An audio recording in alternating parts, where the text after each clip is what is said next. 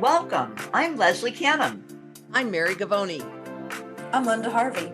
I'm Olivia Wan, and together we are the Compliance Divas.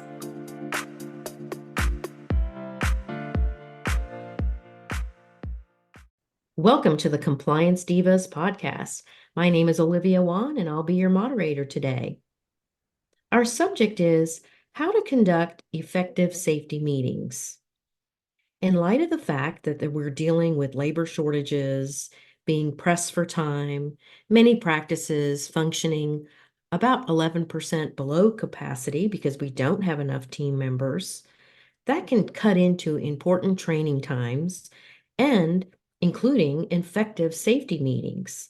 So we're going to talk to the Compliance Divas about some tips that you can incorporate into your practices on making meetings as effective as possible. As the Compliance Divas, we bring clarity and simplicity to compliance by navigating regulatory compliance to keep you on course. Please subscribe to the Compliance Divas podcast through your favorite podcast channel, or you can visit our website, thecompliancedivas.com. Any resources that we mentioned during the podcast can be found on our website. You may also submit questions to support@thecompliancedivas.com.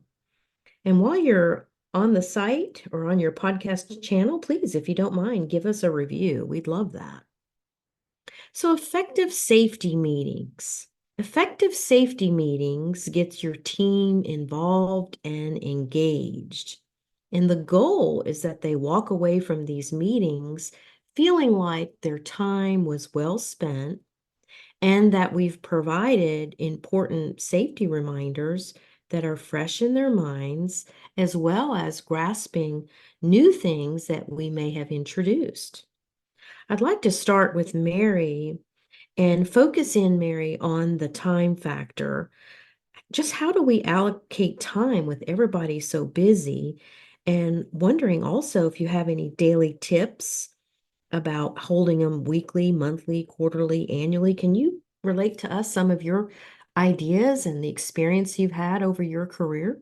Sure thing, Olivia. And I think this is a great topic because so many times teams just think of safety training as sort of an afterthought, or somebody mentions that it's coming up and the eyes start rolling, or people think of excuses not to participate. Time allocation is a challenge because if it's done during the work hours, which is what OSHA requires, then that could mean having downtime in the schedule.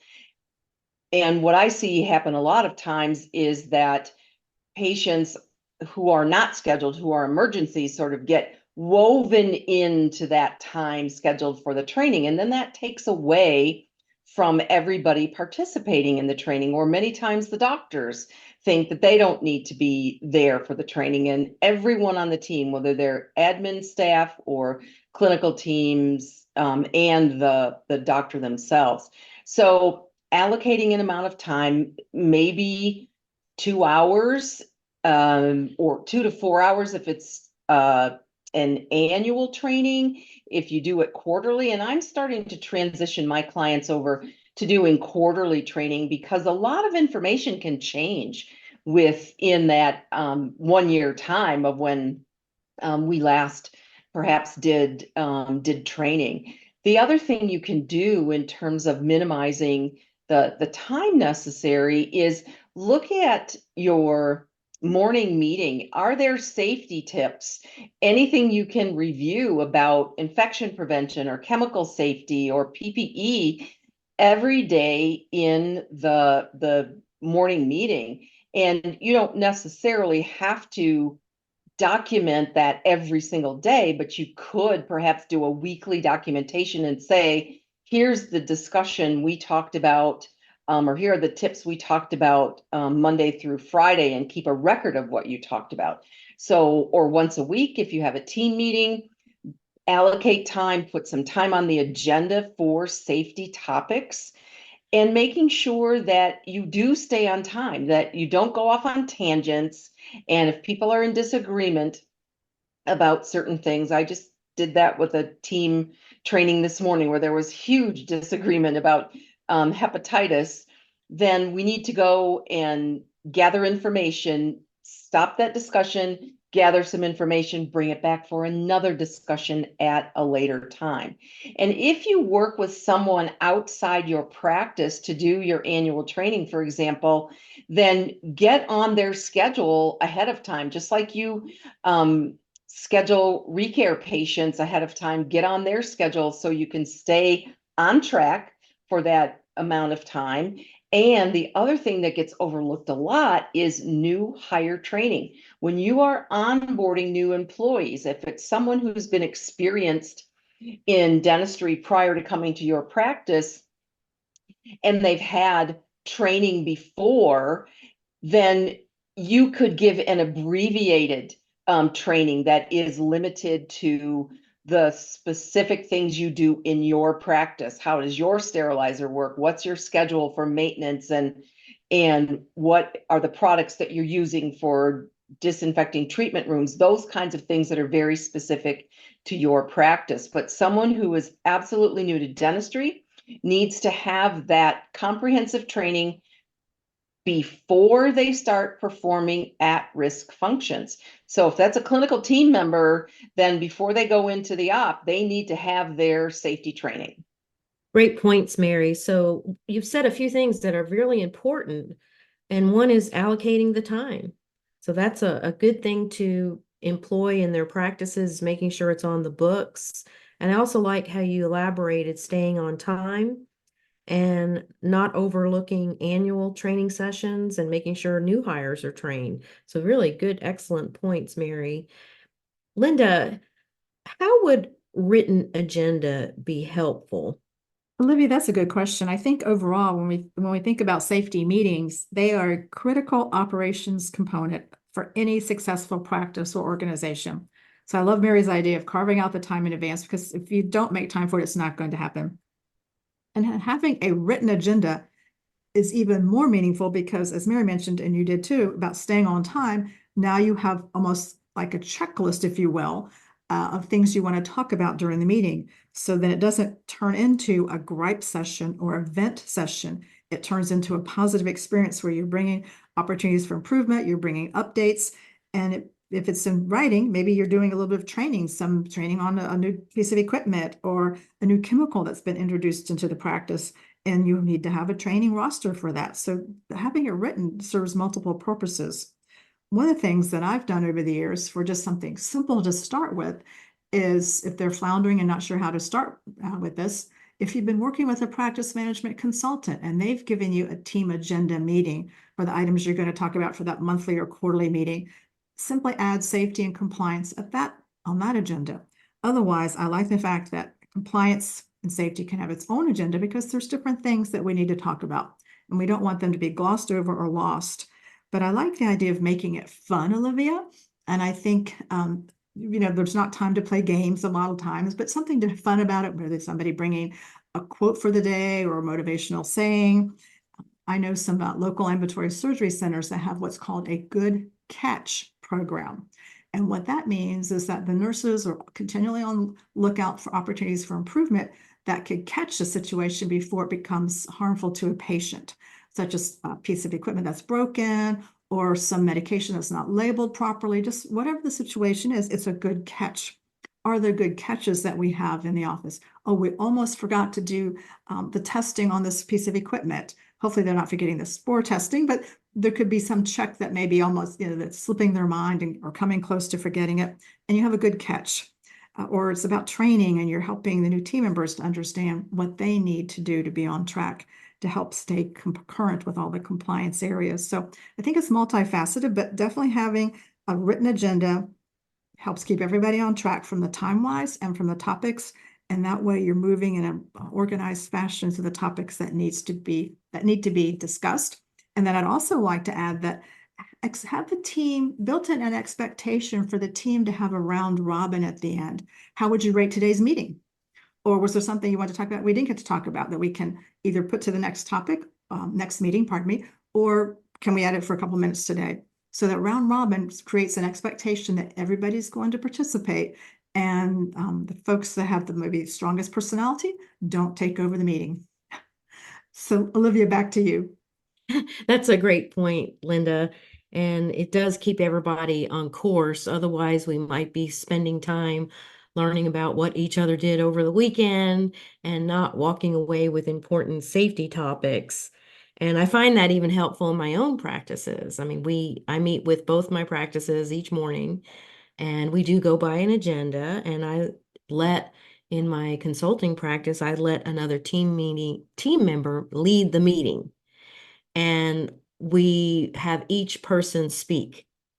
Otherwise, some people will get quiet, but each person has to speak to discuss things we're anticipating of that day, of the week, and then it keeps us all unified, especially with so many of them working remotely. So I love how that written agenda can be helpful, Linda. Mary, I know that our diva Leslie wanted to talk to us about documentation. Can you share some thoughts about documentation if necessary? I have lots of thoughts about documentation.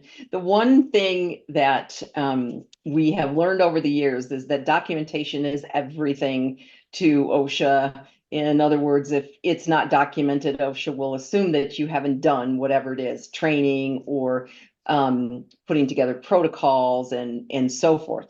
So OSHA has some specific guidelines in the bloodborne pathogen standard that say what needs to be included in the training documentation. So the name of the instructor and their credentials. So are you working with a consultant? Is it another team member? Is it the practice administrator? Is it the doctor? Who is in attendance? And what is their position or their designation in the practice? In other words, are they the assistant, the doctor, the hygienist, whoever? And then they need to sign. I always ask people to try to print as legibly as they can. So if I have rosters and I need to vouch for their continuing education or for their participation, I can actually read those names. But it's very, very important that not only does it say, Mary Gavoni, dental assistant or hygienist, and then I sign. And OSHA says that training records should be kept for at least 3 years.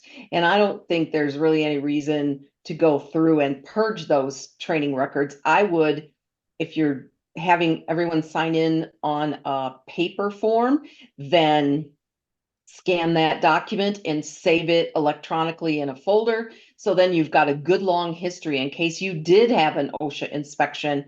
I would want to show that I did my annual training from now until the end of time to prove that I was fulfilling my requirements.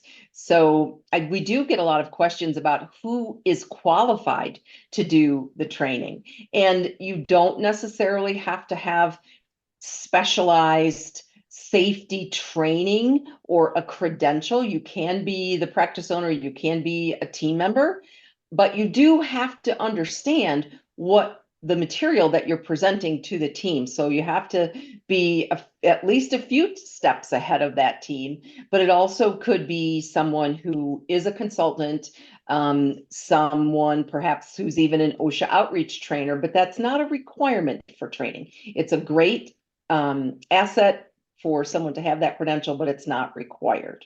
That's great information, Mary.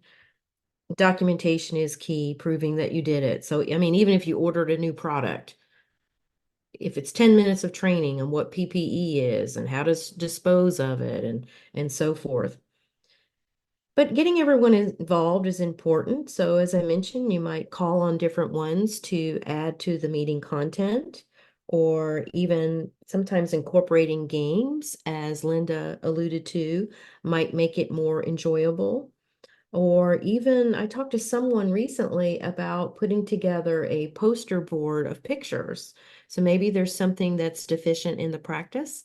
They could make some photos and print them and glue the photos to a poster board to make some visuals, or put it in a PowerPoint.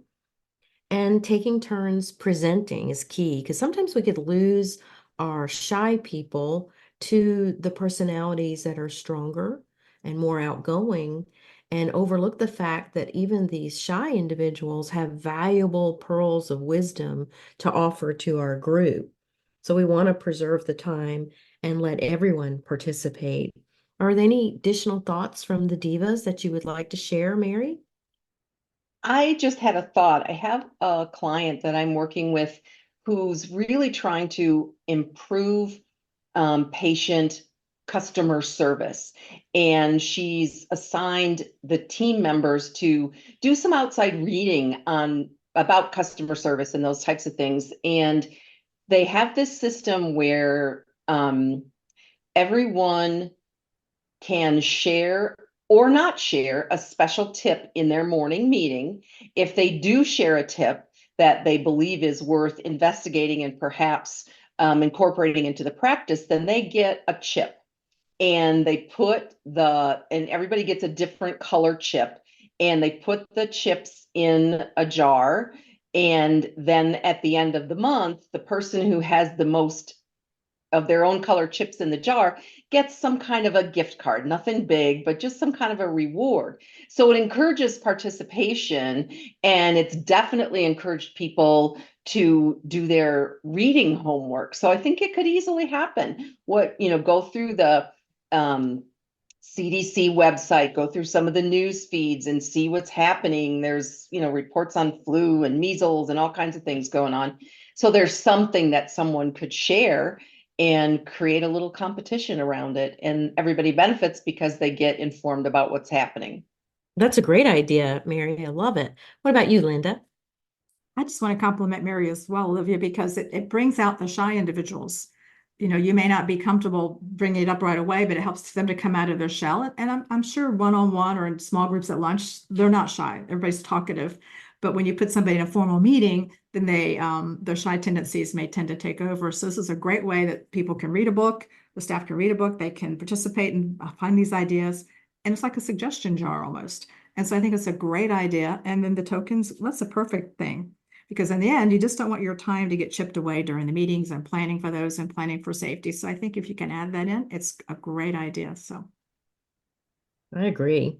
And one of the things that we started doing is taking minutes. So I have assigned one team member to take very brief bullet point minutes and email it to the entire team, because inevitably, maybe a part-time person wasn't there for that particular meeting, or maybe when someone was sick that day. And this way, everyone stays in the circle of discussion, and you don't have anyone saying, well, nobody told me that. So maybe that will help promote continuity. Mary, are there other thoughts that you could share with us? Sure. I think anytime we can get team members or doctors involved in participation activities during the training, let's go check the eye wash station, or who checked the fire extinguisher last, anything that there is, or let's plan a safety drill if you have time for that. But there's so many things you could use that time for that will make it memorable to everyone. I walk into practices a lot of times where if I ask them, where is your eye wash station? Half the time they don't even know, let alone know how to operate it. So participatory types of activities are great learning experiences. I agree. Recently, I attended the OSAP boot camp in Atlanta, and I wanted to share with the divas. I appreciate how many people came up to me and said that they are following the podcast and learning tips, and they're able to share content with their practices, their clients. And so we really appreciate everyone that's tuning in to the weekly podcast. Because as the compliance divas, we bring clarity and simplicity to compliance by navigating regulatory compliance to keep you on course. Please submit your questions to support@thecompliancedivas.com. And as always, any resources that we mention will be available in the show notes. So thank you once again for tuning in to How to Conduct Effective Safety Meetings.